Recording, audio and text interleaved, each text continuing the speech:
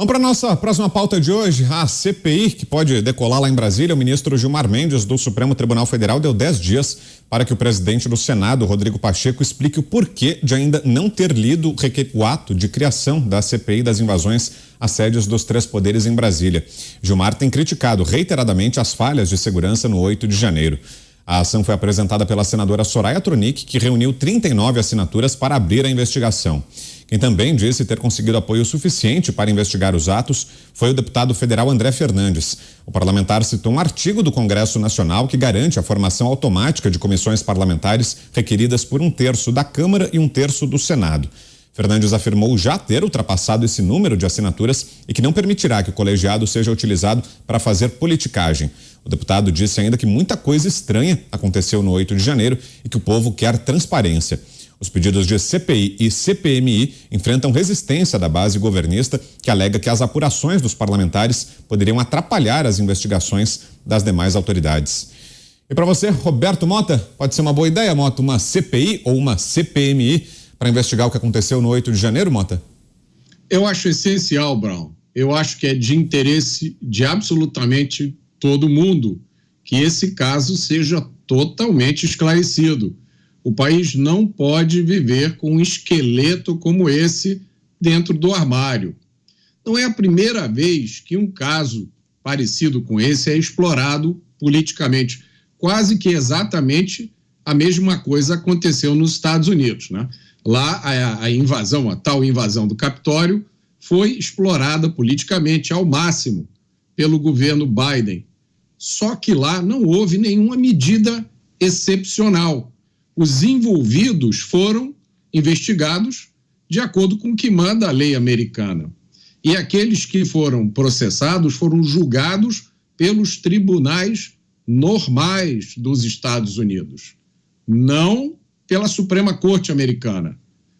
Não existe, que eu me lembre no Brasil, precedente para a prisão em flagrante de uma quantidade tão grande de pessoas ao mesmo tempo, né? Praticamente uma prisão a granel, incluindo idosos, mulheres, crianças, que ficaram aglomerados em um galpão por vários dias. Eu sempre peço às pessoas, façam uma reflexão. Imaginem que isso tivesse acontecido em uma operação da polícia do Rio de Janeiro ou São Paulo contra traficantes. 2.000, 1.500 pessoas presas, idosos, mulheres e crianças amontoados juntos por vários dias. Imaginem qual teria sido a reação. Olha, não é novidade nenhuma o uso de polícia e de justiça com finalidades políticas. Isso acontece até nos Estados Unidos, há vários casos. Mas o que está acontecendo hoje no Brasil abre um precedente muito sério para aqueles que estão realmente preocupados com democracia e com liberdade. E com essa decisão do ministro Gilmar Mendes, Poit, a tendência agora é de que, de fato, o presidente do Senado, Rodrigo Pacheco, diante desse ultimato, né, desse prazo de 10 dias que lhe deu o ministro para que explique porque ainda não leu o ato de criação da CPI, você acha que a tendência agora é de que saia do papel, de fato, essa comissão, Poit?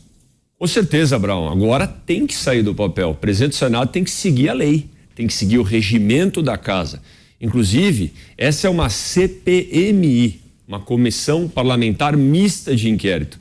Diferente da CPI, gente, que é a comissão parlamentar de inquérito, que às vezes acontece no Senado só com o senador, na Câmara só com o deputado. Essa tem deputado e senador, essa é mais completa ainda, tem mais legitimidade ainda. E o presidente do Senado tem que abrir. Então, é positiva a sinalização pedindo um prazo para instaurar a CPMI. Inclusive, o senador Eduardo Girão se manifestou também, assim como outros parlamentares, a favor disso. E aí vai aquela máxima que eu levo para a minha vida e que todo mundo aí em casa conhece. Quem não deve, não teme, gente. Para que o PT ou o presidente se opor à instalação da CPMI, sabe? Quem não deve, não teme. Se as pessoas reclamam, não, mas ficam muito teoria de conspiração, né? Ah, mas a guarda foi desmobilizada um pouco antes. Parece que tinha infiltrado, sabe? Aqueles vídeos rodando no Zap. Vamos esclarecer então, gente. Vamos colocar luz sobre o problema e punir de fato, seja de esquerda ou de direita, quem for que tiver cometido algum crime. Quem não deve, não teme. Me estranha algumas pessoas se oporem a CPMI. E tem um outro argumento. Mas agora não é prioridade, isso aí vai tomar tempo. Prioridade é fazer outra coisa. Gente, deixa eu contar para vocês. Ir lá trabalhar de terça à tarde, quarta e quinta voltar para o seu estado, 2 dias e meio trabalhando, gastando uma fortuna, convoque mais sessão o resto da semana. Sabe quantas salas tem de comissão lá? 81 senadores, 513 deputados, um monte de sala de comissão na Câmara, no Senado. Não tem desculpa. Tinha que rodar tudo ao mesmo tempo, CPMI, reforma administrativa, tributária. Então que se instale, que se investigue, que se apure e que os culpados sejam punidos. Quem não deve, não tem que temer nada. E aí, José Maria Trindade, a partir dessa decisão do ministro, significa que agora vai, Zé? Tem CPI a caminho? Tem, e a ideia aqui, hoje mesmo eu fiz um levantamento sobre isso aí, já são 2 CPIs aí na porta de entrada do Congresso. Uma do Senado Federal, que já tem as assinaturas, e é esse caso aí em que há um pedido de explicações, e já existe uma decisão do Supremo Tribunal Federal de mandar instalar uma CPI quando o número de assinaturas é atingido, né? CPI é um direito da minoria, né? E uma arma importante do Congresso Nacional. É quando deputados e senadores ganham ali poderes extras, tipo polícia, executivo, judiciário, né? Porque pode mandar prender, pode quebrar, abrir sigilo e assim por diante, né? É preciso respeitar esse instrumento do Congresso que é a CPI. E o próprio presidente Rodrigo Pacheco já levou pela testa uma decisão judicial e mandou instalar uma CPI. E agora ele está atrasando, tem que ler. Na Câmara dos Deputados, a ideia é criar uma CPMI, uma comissão parlamentar mista. Eu hoje vi os últimos balanços lá, dão conta de que já existem 184 assinaturas na Câmara. São necessárias 171. E no Senado, 36 são necessárias 29 assinaturas. Então, a CPI vai conseguir os números e deve ser instalada, não tem outro caminho. Vitor, eu gostaria de comentar aqui sobre esses poderes que os presidentes da Câmara e Senado deram para si. Eu não atribuo ao presidente da Câmara nenhum deputado especial. Ele é um coordenador dos trabalhos. Ele não é um superdeputado. Da mesma forma, o Senado Federal. A Constituição dá claramente o maior poder do Congresso, né? Do Congresso, da Câmara e Senado, é o plenário. É o maior poder. A decisão de plenário, ela prevalece sobre todas as outras decisões. E o segundo maior poder na Câmara, no Senado e no Congresso é a mesa diretora. A mesa diretora, ela está no regimento, é composta pelo presidente, pelo vice-presidente, segundo vice-presidente, assim por diante, né? É o segundo poder. E o terceiro poder, que é a Comissão de Constituição e Justiça. É para lá que vão todas essas decisões que não estão claras no regimento. Não entra aí um poder chamado presidente da Câmara, presidente do Senado. Mas eles se atribuíram poderes especiais, por exemplo, como esse de barrar uma CPI, de instalar ou não um processo de impeachment. Eu acho claramente que isso está errado. Não vejo nenhum poder assim. Então, as CPIs devem ser instaladas porque tem as assinaturas. O que pode fazer, no máximo, é atrasar. E para você, Pavinato, correta essa decisão do ministro Gilmar Mendes? Corretíssima. Afinal de contas, no Brasil tudo se judicializa. Roberto Campos, avô do Roberto Campos Neto, foi um dos maiores intelectuais que tratou sobre a Constituição enquanto ela estava sendo feita. Ele é o maior crítico da Constituição de 88. Roberto Campos, ele tem muitos artigos dizendo que a Constituição de 88, ela inaugura no Brasil o país do jurídico. É o país da judicialização de tudo. O país onde nada anda. O país onde Se a Constituição diz que todos nós temos direito à dignidade, mas falta uma lei para que a dignidade de determinado grupo seja operacionalizada, este grupo tem o direito de judicializar a causa e pedir que o judiciário obrigue o legislativo a legislar sobre tal assunto, sem o qual esse grupo não pode demandar um direito em juízo. Tudo, absolutamente tudo vira processo judicial. Quando, nas eleições de 2022, eu ouvia argumentos de jornalistas respeitados não sei por quem, respeitados não sei por quê, mas respeitados pelo decurso de tempo em canais de grande audiência, diziam que, mas as ações judiciais que foram apresentadas pela coligação do então presidente só visam a tumultuar o processo eleitoral. O processo eleitoral brasileiro é tumultuado pela própria Constituição. Se você quer receber uma dívida, vai entrar com uma ação civil contra uma pessoa que te deve, isso é tumultuado. Se você quer cobrar uma pensão alimentícia, isso é tumultuado. Se você quer receber a tua aposentadoria, que é um direito teu, isso é tumultuado. Se você quer fazer um reconhecimento de paternidade, é tumultuado. Se você quer reclamar uma coisa que você acha que tem direito, mas não existe lei, isso é tumultuado, porque você pode entrar no judiciário pedindo uma lei para que você reclame aquilo pela qual não tem lei. Roberto Campos deixa claro, a Constituição de 88, ela inaugura o paraíso do causídico no Brasil. Então tudo pode ser tumultuado, tudo pode ser levado ao judiciário, e fez bem o ministro Gilmar Mendes em pedir um esclarecimento, porque é que, se para abrir uma CPMI ou uma CPI no Senado, no Congresso, quando mista, quando as duas casas a CPMI, eu preciso de 1/3 das assinaturas. Tendo 1/3 das assinaturas, por que é que não se abre? Não se abre porque existem interesses escusos. Mas a CPMI ou a CPI, ela vai tumultuar.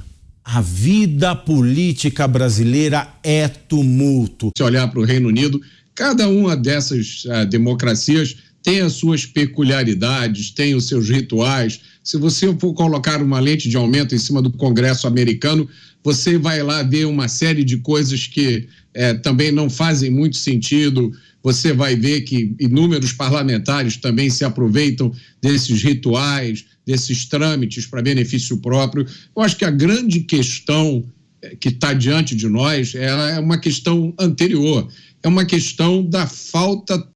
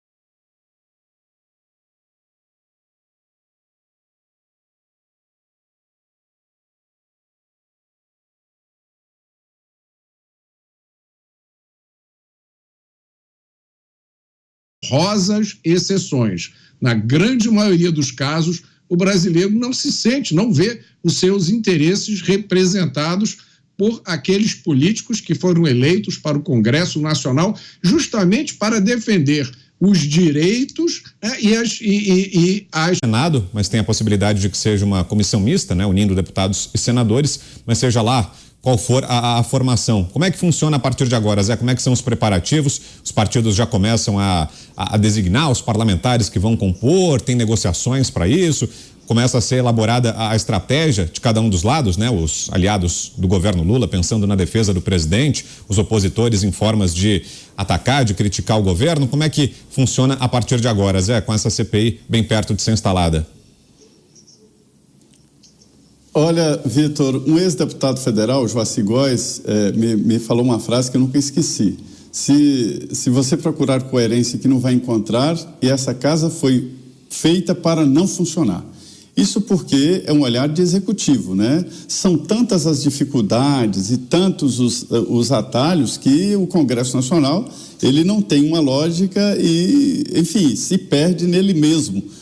O deputado chega no final do dia sem saber exatamente o que fez, não tem nada de objetivo, mas trabalhou o dia inteiro em debates e tal, mas que não tem nada objetivo. Falando diretamente, já houve casos de funcionamento de 3 CPIs sobre o mesmo assunto no Congresso, um na Câmara, um mista e outro no Senado. Então, são requerimentos diferentes. Então, a projeção agora pode ser de 2 CPIs, nada impede, não tem nenhum regimento que impeça uma CPI no Senado Federal, que é esse requerimento que o ministro Gilmar Mendes pediu explicações o porquê de não instalar, e o requerimento da CPI mista, que é a participação de deputados e senador numa só CPI. E aí, a partir do momento em que os presidentes, que na verdade é o presidente do Senado, né, que ele é o presidente do Senado e do Congresso, a CPI mista é uma atividade do Congresso. Se houver o número de assinaturas da Câmara, e já tem, né, são necessárias 171, já tem 184 a última vez que eu vi, e do Senado também já tem mais de 36 assinaturas. Então, o que vai acontecer? Vai instalar, se houver um acordo, uma só CPI mista, se não, funcionam as 2 CPIs. E aí haverá as indagações, o que fazer. No requerimento de CPI, é uma das exigências, estão ali as medidas práticas. É necessário, isso está explícito no regimento, que tenha um orçamento, ou seja, a CPI vai gastar tanto, tempo de funcionamento, vai funcionar de tanto a tanto, e terá tantos membros. E o motivo da CPI é esse tal fator determinante.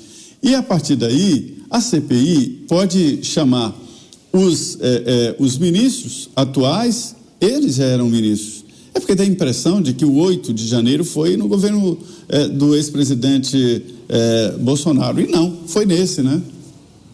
É isso, valeu, Zé. E olha, justamente sobre a CPMI, a nossa enquete de hoje, a enquete está no ar lá no site da Jovem Pan. Hoje é a seguinte: você é a favor da CPMI do 8 de janeiro? Sim ou não? Você participa lá no site da Jovem Pan, que é o www.jovempan.com.br. Rapidinho, quer completar, Pavi, antes de a gente mudar de assunto? É o seguinte, eu não precisava nem chamar o Rodrigo para prestar explicação. O que deveria ter sido feito diante do pedido, diante das assinaturas, do número necessário, aliás, mais do que o suficiente, deveria ter sido determinado pelo Judiciário